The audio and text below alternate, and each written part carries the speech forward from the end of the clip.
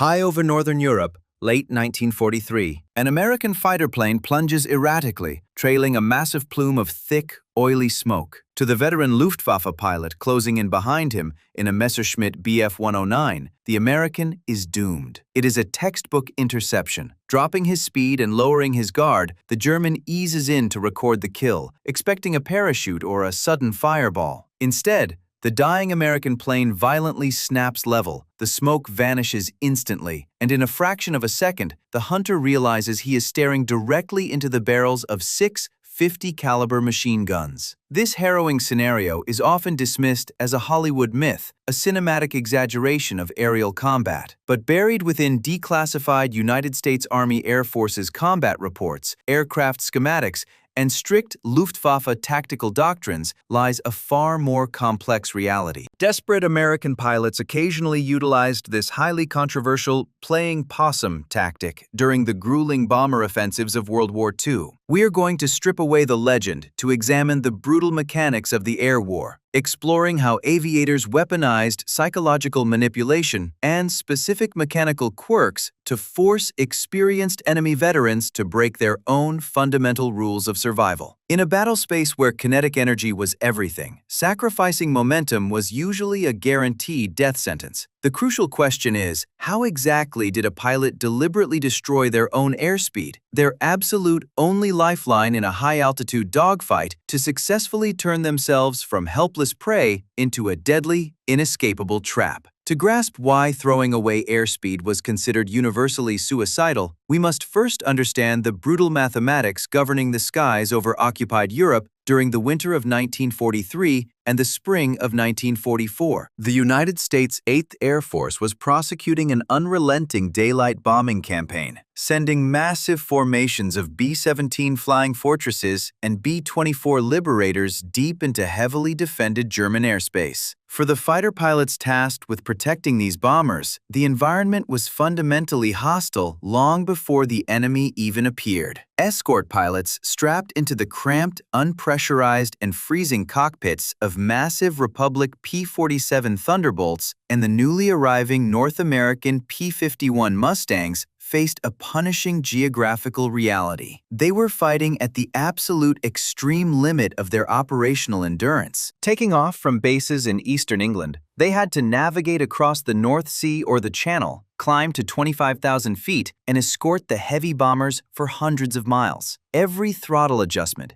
every evasive turn, and every burst of acceleration drained the precious, meticulously calculated aviation fuel required to make it back home. If they dropped their external drop tanks to engage in a dogfight, a rigid countdown began. An American pilot always fought with one eye firmly fixed on his fuel gauge, knowing that lingering even a few minutes too long over the target area meant a mandatory ditching in the frigid waters of the English Channel. In stark contrast, the Luftwaffe operated with a distinct, localized tactical supremacy. Jagdgeschwader pilots flying agile Messerschmitt Bf 109Gs and heavily armed Focke-Wulf 190s were defending their own backyards. They launched from familiar airfields directly beneath the bomber streams, guided precisely into position by sophisticated Freya and Würzburg ground radar networks. They climbed to altitude on their own terms, unburdened by the exhaustion of a 3-hour transit flight. They carried fresh fuel tanks and full ammunition bays. Most importantly,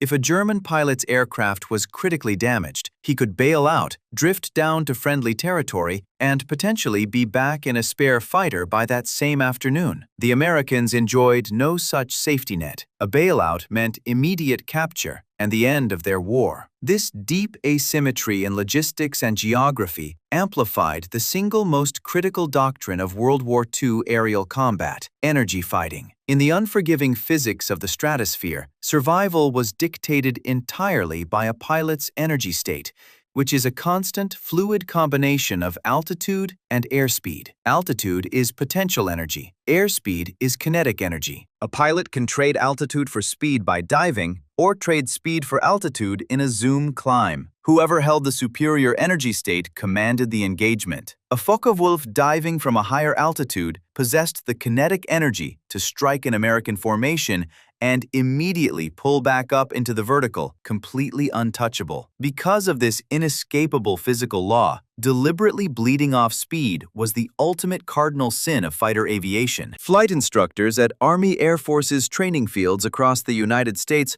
ruthlessly hammered one foundational rule into every cadet: never, under any circumstances, sacrifice your momentum in a combat zone. To do so was to surrender your ability to maneuver, to climb, or to escape. Deploying landing flaps in a dogfight, intentionally chopping the throttle, or forcing the aircraft into an uncoordinated, skidding flight path were considered the actions of a panicked, doomed novice. It turned a fast-moving pursuit ship into a stationary target suspended in mid-air. Put simply, speed is life, and to drop your airspeed with a veteran enemy pilot sitting on your tail was to write your own death warrant. Imagine the sheer, suffocating terror of this geometric trap from the perspective of an exhausted American pilot in early 1944. A veteran Luftwaffe pilot has expertly maneuvered his Bf-109 into the Americans' blind spot, firmly establishing himself at the vulnerable 6 o'clock position. The German holds all the tactical cards. He has the energy advantage. He has the angle of pursuit, and he is steadily closing the distance. If the American attempts a shallow dive, the lighter German fighter simply follows and accelerates faster. If the American breaks into a violent, high-G defensive turn to try and shake the pursuer, the massive weight of his Thunderbolt or Mustang instantly bleeds off precious speed. The Luftwaffe veteran does not even need to follow the turn. He simply pulls his flight stick back, cuts across the geometry of the circle, and waits for the stalling, decelerating American to drift helplessly into the illuminated reticle of his Revy gun sight. The doctrines of both air forces, the unforgiving physics of aerodynamics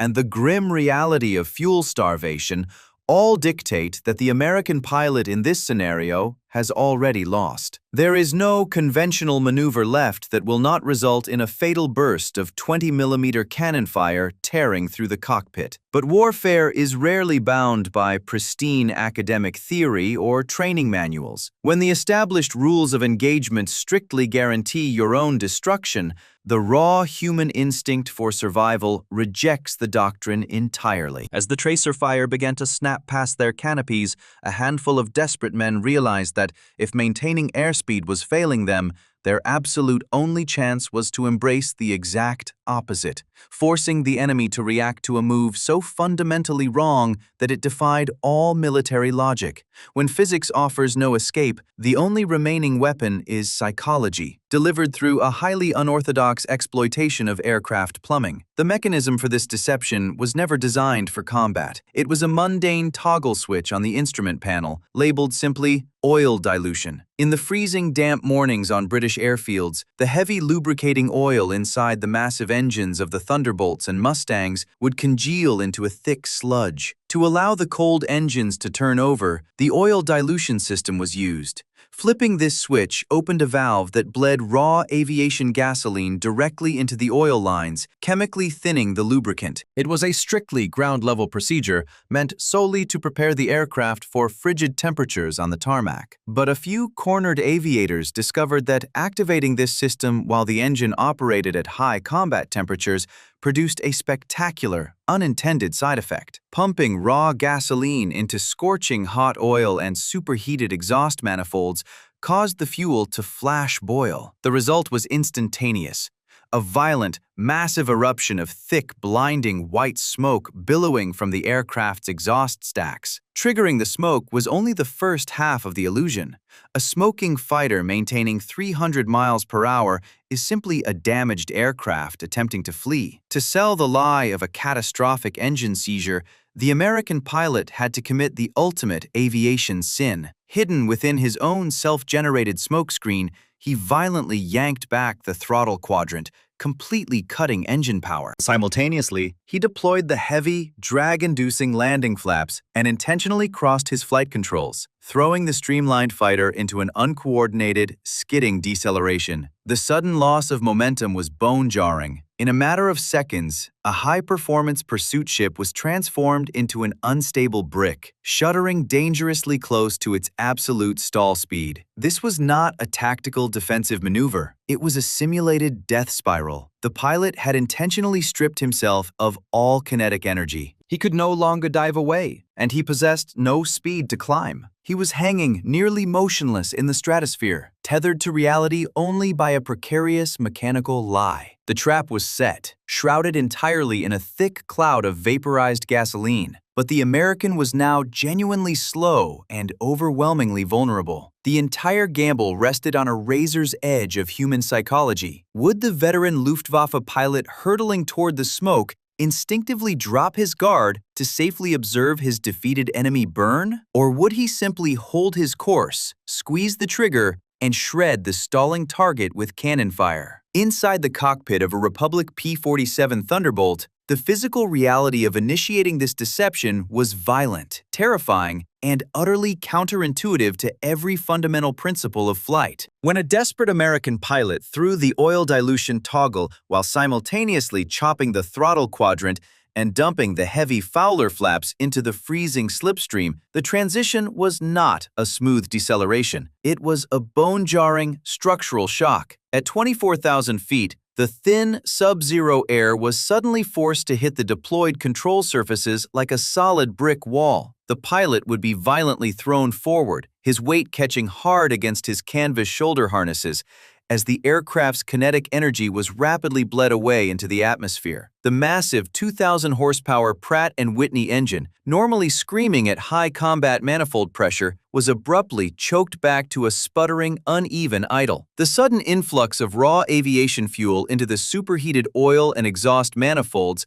flashed instantly, creating a blinding, turbulent white smokescreen that trailed for hundreds of feet behind the tail assembly. But the visual illusion of a catastrophic engine fire was only half of the psychological battle. To keep the 7-ton Thunderbolt from actually falling out of the sky while flying at a fraction of its operational combat speed, the American pilot had to perform a highly unstable aerodynamic high-wire act. He deliberately crossed his flight controls, pushing the left rudder pedal hard to the floor while simultaneously jamming the control column sharply to the right. This forced the heavy, streamlined fighter into a severe, uncoordinated skid. The aircraft wallowed dramatically, physically shaking and shuddering as the smooth airflow over the wings began to separate and break down, sending violent, rattling buffets through the control stick and into the pilot's arms. The altimeter needle began to unwind. The airspeed indicator plummeted below 200 miles per hour.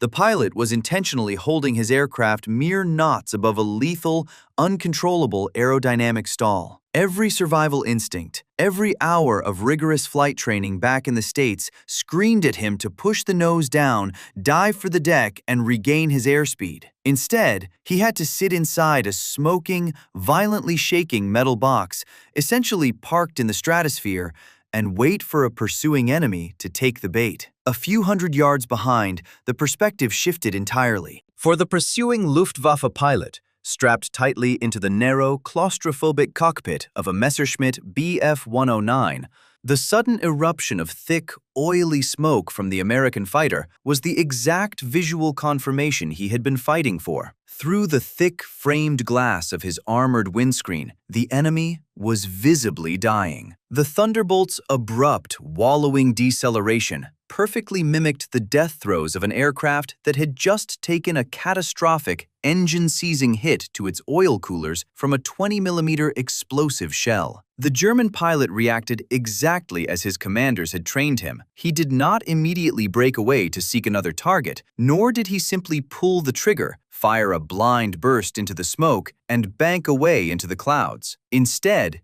he held his pursuit, closely trailing the wounded machine. To understand why an experienced German pilot remained glued to the tail of a seemingly doomed aircraft rather than clearing his 6 o'clock, one must understand the rigid, highly bureaucratic nature of the Luftwaffe's victory-claiming system. Managed by the High Command's Victory Commission, the German system was notoriously unforgiving. Unlike the Allied air forces, which frequently relied on the synchronized film of wing-mounted gun cameras or the combat reports of flight leaders to verify a kill, the German military bureaucracy demanded absolute, undeniable visual proof. To officially record a victory and earn points toward prestigious decorations, a Luftwaffe pilot was required to provide an independent witness or personally observe the absolute, final destruction of the enemy aircraft. They needed to see the American pilot physically bail out of the cockpit, watch the aircraft structurally disintegrate in midair, or track the blazing wreckage all the way down until it impacted the Earth. A smoking plane disappearing into a cloud bank or dropping out of sight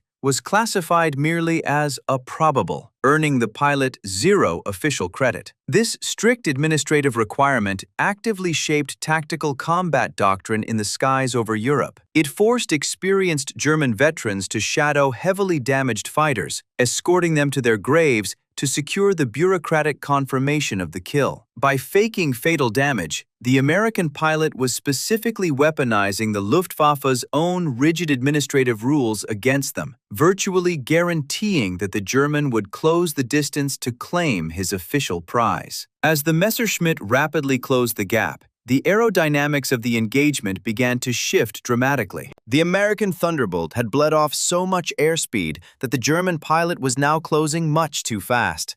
If he maintained his current combat speed, he would overshoot the smoking American within seconds, flying directly past the P-47 and inadvertently placing himself directly in front of its heavy 50-caliber machine guns. To avoid this fatal geometric error and to maintain his prime observation position at the American 6 o'clock, the German pilot was forced to pull back on his own throttle quadrant. He dialed back the manifold pressure of his Daimler-Benz engine, and the Bf-109 decelerated rapidly to match the speed of his dying prey. This precise, calculated throttle adjustment marks the onset of one of the most dangerous psychological phenomena in military aviation: target fixation. In the high-stress, sensory overload environment of a dogfight, the human brain has a limited capacity to process simultaneous information. As the German pilot focused entirely on the smoking, wallowing American, waiting for the canopy to jettison or the wing to fold, his peripheral vision began to narrow severely. The surrounding airspace, the threat of other American escort fighters, and, crucially, his own aircraft's decaying energy state faded completely from his conscious awareness. His entire universe shrank to the illuminated, glowing reticle of his reflector gun sight and the billowing white smoke filling the armored glass ahead of him. The intense, life-or-death adrenaline of the hunt evaporated, replaced by the dangerous complacency of a guaranteed administrative victory. He was no longer flying a combat mission, he was performing a routine execution. By matching the Americans' artificially slow speed to prevent an overshoot, the German veteran willingly surrendered his one absolute tactical advantage, his kinetic energy. He was now flying just as slowly as the heavily armored American, completely unaware that he had just placed his own neck directly into a meticulously calculated aerodynamic noose. Inside the smoke-filled cockpit of the Thunderbolt, the American pilot watched his rearview mirror with agonizing, sweat-drenched concentration. The timing of the reversal required absolute mathematical perfection. There was zero margin for error. If he sprang the trap even a half-second too early, the German would still possess enough residual airspeed to simply pull up, outmaneuver him, and re-engage from a position of dominance. If he waited a fraction of a second too late, the German would grow impatient and simply fire a final, devastating burst of explosive shells directly into the P-47's cockpit armor, ending the fight instantly. The American had to wait until the gray silhouette of the Messerschmitt completely filled the tiny rectangular mirror mounted on his canopy frame. He had to let the enemy get so uncomfortably close that a catastrophic mid-air collision felt absolutely inevitable. When that precise microsecond finally arrived, the American pilot executed a violently coordinated sequence of mechanical inputs that demanded every ounce of his physical strength and muscle memory. His left hand slammed the heavy throttle quadrant entirely forward, pushing it past the standard stops and engaging war emergency power, flooding the cylinders with high-octane fuel and water methanol injection. Simultaneously, he flicked off the oil dilution toggle, instantly cutting off the raw fuel supply to the exhaust and halting the smokescreen. With his right hand, he forcefully retracted the drag-inducing Fowler flaps. Retracting the flaps at such a low speed caused a sudden, momentary loss of aerodynamic lift, making the heavy Thunderbolt physically drop several feet in the air, inadvertently selling the illusion of a final, fatal stall to the pilot lingering just behind him. But instantly, the massive radial engine roared to life, biting into the thin atmosphere with immense torque. At that exact moment, the American aggressively uncrossed his rudder pedals and violently yanked the control stick back and hard to the side. The massive torque of the engine and the sudden bite of the propeller threw the massive fighter out of its wallow and into a sharp, skidding barrel roll, aggressively displacing it from the flight path. For the German pilot, the visual and physical reality of the battle completely shattered in less than a single second. The thick white smoke that had mesmerized him vanished entirely into the slipstream. The seemingly dead American fighter did not enter a final, flaming death spiral, but instead snapped violently out of the gun sight with the explosive, terrifying energy of a fully powered combat aircraft. The illusion evaporated instantly, leaving the Luftwaffe veteran exposed to a terrifying aerodynamic reality. Because he had manually throttled back to carefully match the speed of the wallowing American, the German's Messerschmitt was now practically hovering in the thin air, utterly devoid of the kinetic energy required to maneuver or defend itself.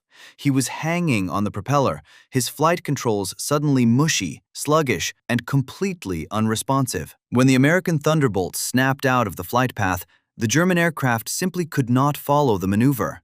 Lacking the airspeed to pull up, to roll aggressively, or to dive away, the Bf-109 slid helplessly forward through the empty airspace where his smoking target had been just a heartbeat before. The geometry of the engagement inverted flawlessly. By deliberately bleeding off his speed and forcing the enemy to overshoot, the American pilot had successfully used the German's own momentum against him. As the Messerschmitt drifted forward, stalled, and desperately trying to spool its engine back up to combat power, the American completed his tight displacement roll, utilizing the sudden burst of engine torque to slide his heavy fighter neatly into the 6 o'clock position directly behind the bewildered German. The hunter was now the hunted. The American squeezed the trigger on his flight stick, sending a lethal, concentrated stream of armor-piercing incendiary rounds from 6 heavy machine guns tearing through the thin aluminum skin of the stalled Messerschmitt. This maneuver was an undisputed masterclass in psychological manipulation and aerodynamic mastery, proving that human ingenuity could momentarily rewrite the rigid laws of aerial combat. But buried beneath the spectacular success of this specific reversal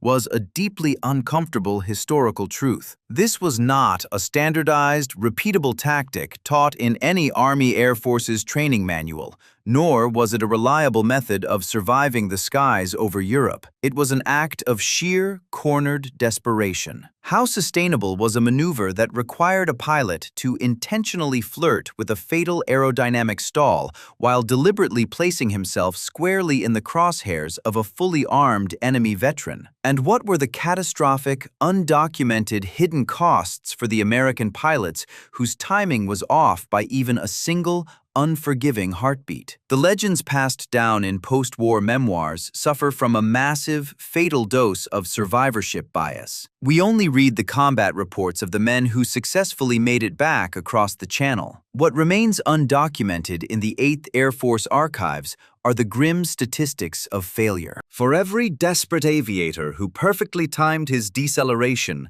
an unknown number of pilots simply destroyed their own kinetic energy and offered the trailing German an unmissable, stationary target. If the timing was off by even a fraction of a second, the American was shot out of the sky before his finger ever touched the throttle. Furthermore, the tactic relied on the element of utter surprise, a currency that depreciated rapidly. The Luftwaffe was a highly adaptive force. Veteran pilots who had survived years of combat quickly recognized the distinct billowing white signature of vaporized aviation fuel. They adapted their doctrines. Instead of bleeding off speed to follow a wallowing Thunderbolt, seasoned Germans maintained their altitude, preserved their energy, and simply poured cannon fire into the artificially slowed aircraft from a safe, dominant angle. Even when the deception worked flawlessly, the aftermath was a tactical nightmare. Winning the immediate duel left the American pilot hovering just above stall speed, stripped of all altitude and highly visible. By sacrificing his momentum to kill one enemy, he immediately transformed himself into a helpless target for any other Focke-Wulf patrolling the sector. The oil dilution maneuver was never a reliable strategy. It was a suicidal coin flip born of absolute necessity. And in the spring of 1944, during a massive escort mission over heavily defended territory, one specific pilot was forced to make that desperate gamble when his margin of error evaporated completely. On April 8, 1944, deep over the German heartland, a solitary P-47 Thunderbolt lost its wingman and was immediately bracketed by a hunting Focke-Wulf 190. Out of altitude, low on fuel, and with the aggressive German pilot closing rapidly on his 6 o'clock, the American had no conventional geometry left to exploit. He slammed his throttle shut, kicked hard right rudder, and violently threw his control column forward and to the left. The massive 7-ton fighter snapped into a shuddering stall, aggressively breaking over into a simulated flat spin. The descent was terrifying. The Thunderbolt plummeted toward the earth, spinning wildly in a deliberately uncontrolled fall. Inside the cockpit, the American was thrown violently against his canvas restraints, his vision blurring as centrifugal forces battered his body. The airframe groaned under the immense, twisting aerodynamic strain, the aluminum skin flexing as the altimeter unwound with sickening speed. 10,000 feet, 5,000, 3,000. Directly above him, the Focke-Wulf pilot took the bait perfectly. Believing he had critically crippled the heavy American fighter and anticipating a desperate bailout, the German pushed his nose down, diving steeply to track the spiraling plane and secure his kill confirmation. He was completely consumed by target fixation. The expanding green canopy of the German countryside rushed up to meet them both at over 400 miles per hour. The terrain was no longer an abstract map. Individual trees, fences, and fields became lethally distinct. At barely 800 feet above the tree line, the absolute terminal edge of an aerodynamic recovery, the American executed a flawless, physically agonizing pullout. He neutralized the rudder, broke the spin, and hauled back on the control stick with every ounce of strength in his arms. Violent, sustained G-forces instantly drained the blood from his head, narrowing his vision to a dark tunnel as the heavy Thunderbolt screamed out of the dive,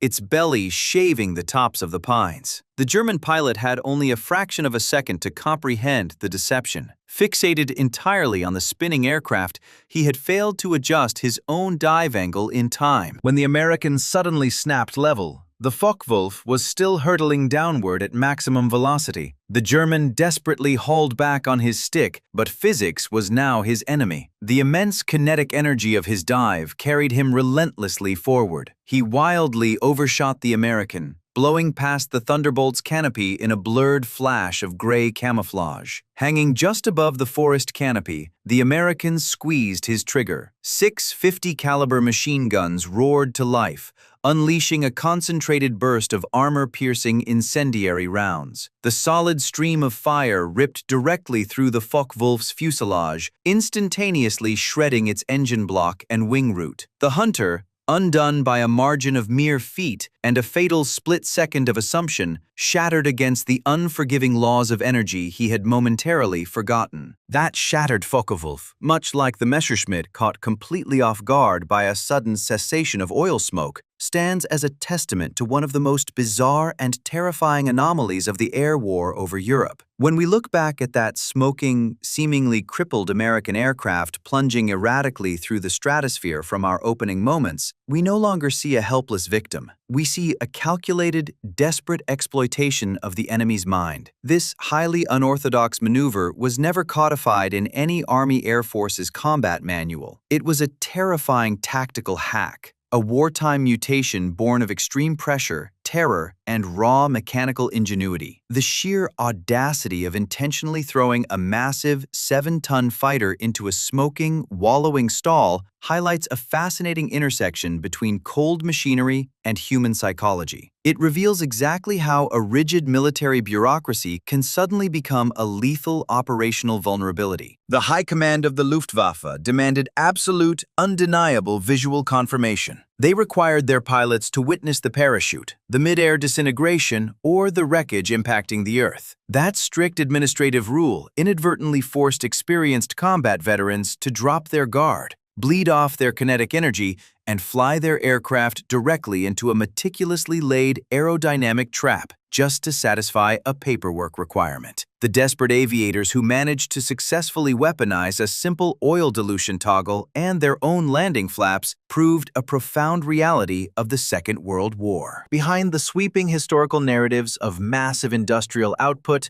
superior superchargers, and rigid tactical doctrines, the margin between life and death was incredibly fragile. In the chaotic, unforgiving reality of aerial combat, victory did not always belong to the superior piece of aviation technology. Sometimes, survival depended entirely on successfully exploiting the predictable, human element strapped inside the enemy cockpit. Ultimately, surviving this deadly, split-second gamble was never a testament to the mechanical invincibility of the American aircraft, but rather a grim proof of a much darker reality. In the unforgiving physics of high-altitude warfare, where speed dictated survival and every maneuver carried a lethal consequence, armor and horsepower could only carry a cornered pilot so far. When stripped of all other options in the freezing stratosphere, the absolute deadliest weapon an aviator could ever deploy was simply the blinding overconfidence of the enemy flying directly behind him.